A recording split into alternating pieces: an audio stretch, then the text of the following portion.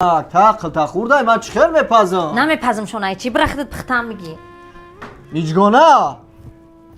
برای همه یک پیر و کمپیر پختن خوراک دختری من از زور می اومده کی ما کاری دولت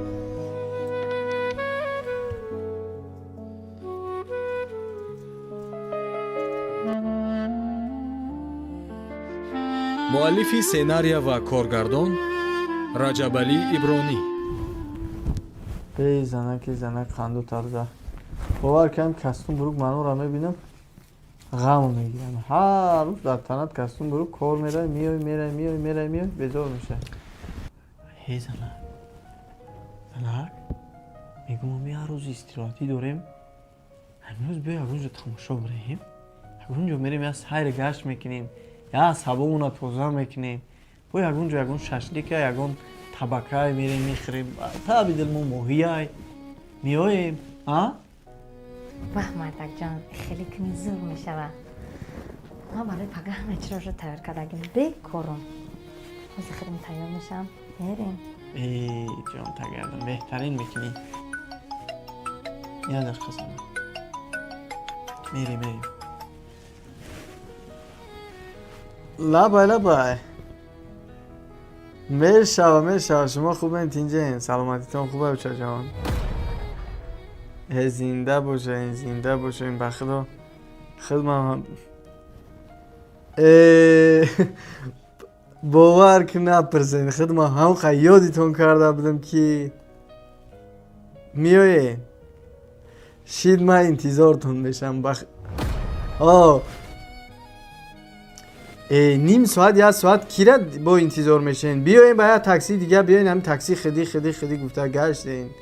تیز بیاین بخدا ما قطعی کلیم تو نه واقع بر اومدنی بودیم گفتیم یک اونجا سیر گشت میریم بخدا بیا یا هوش یک به یک میکنه یک همین اومدین 10-20 minut پیش که من گفت زنگ که من با سیرتون بفرام مالی خداوند نگهبانتون باشه روی صفحه زنده باشی زنک جان من برم داتا بخیر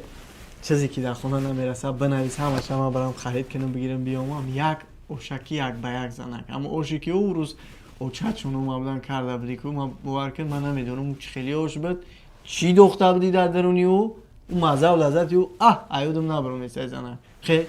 جون تا کردم زنک برای بگی بیا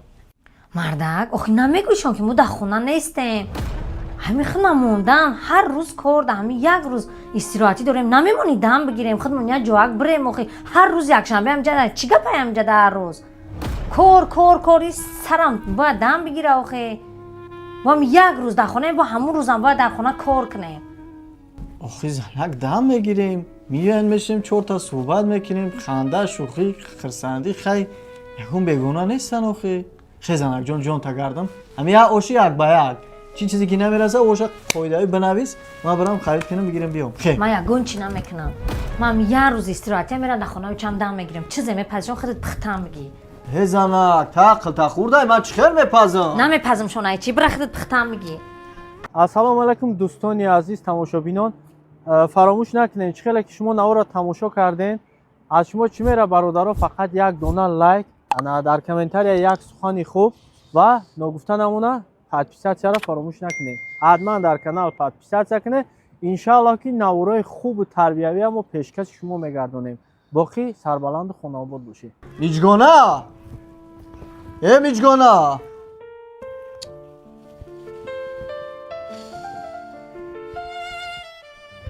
همین خدمت میکنی که در زندگی همدیگر فهمی باشه جنگ جنجال نباشه به احترامی به قدری نباشه آخه رفتار زنه کردی بخیر زیادی ده چپاتش بزنی خوب نمیشه و هیچیش نگوی خوامان خود میره و حیرانیم ده نمیدونی که دیگه خیلی رفتار کنی خطی خیلی زنه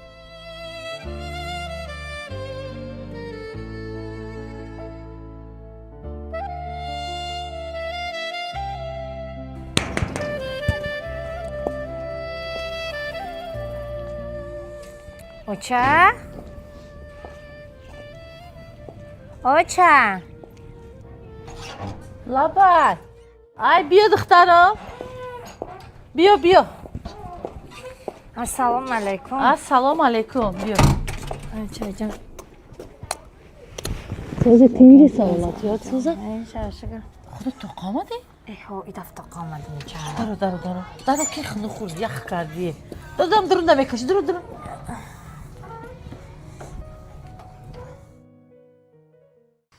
خیلی دخترم خوش اومدی تو قامدی؟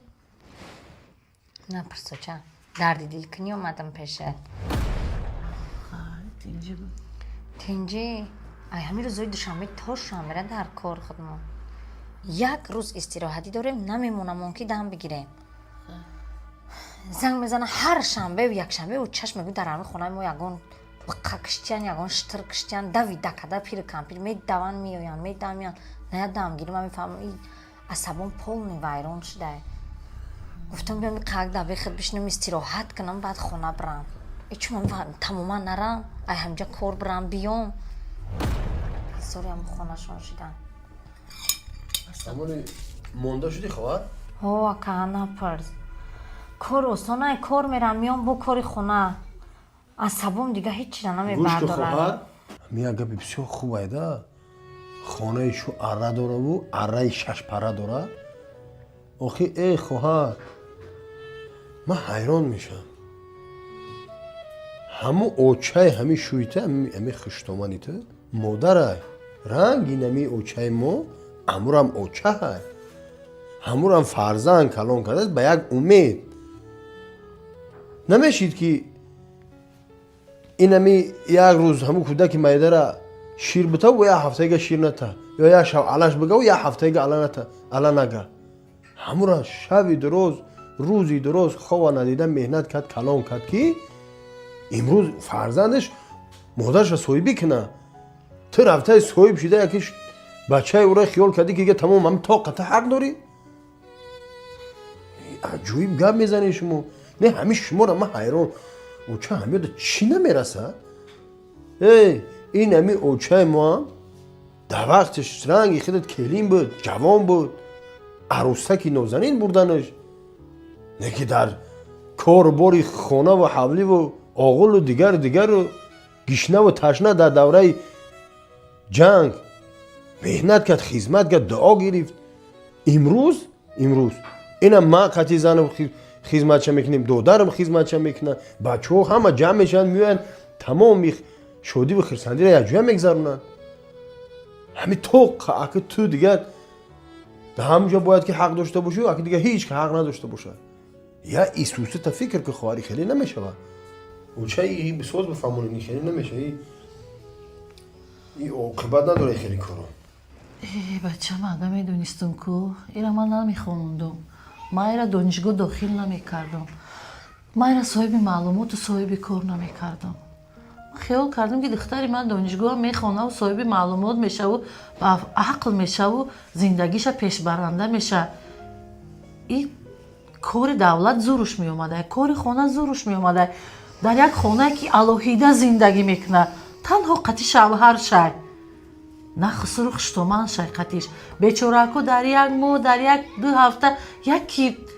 یادی پسرشون میکنن مهمانی میبیان برای همه یک پیر و کمپیر پختن خوراک دختری من از زور میومده کی من کاری دولت میکنم من باید استراحت کنم من باید یگام کاری خانه نکنم من باید احترام خسرو خشتومن به جا نبیارم من دم گیرم سیر و گشت کنم من اگر میدونستم که این خیلی من تماما به این کاراش راضی نبودم بچه اگر خواه که من یک قطره شیر دادگی من بخشم حالم دیر نکرده وقت و ساعتی عبید شده میخیزم میره خوراکی نصفی روزی خسروخشتو منشم میاندازه نیکی که اگر هم خیلی زقاق و جنگ بین کنه خچه کسلی میکنه خچه بیمار میکنه با هیچ که در کار نمیشه نه با من در کار میشه نه با شوهر در کار میشه با هیچ که در کار نمیشه نیکی که خواه صحت و سلامت باشه و آبروی مرا ایقا تربیه های کردگی مرا پیش پون نکنه میره دعای خسروخشتو منشه میگه همه خونه اوچت نمیگریزن بیا که میفورد بیا صدقه سرت خواهر اوچه جان اکا جان من خطاگی من فهمیدم بخشش چجان میفهمیدم که ناراحت میشه نمیومدم. خیر من شما رو خبرگیری آمدم. خیر حالی هم دیر نشده. رجب علی آش گفته بود ممکنه که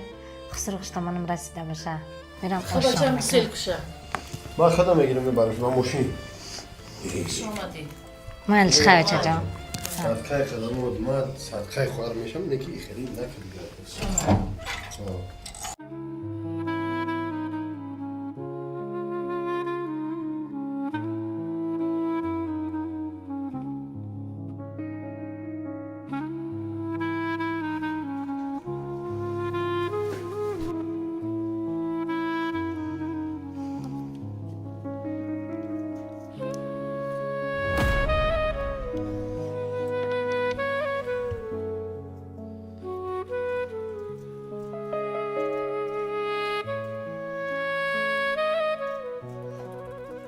مردک جان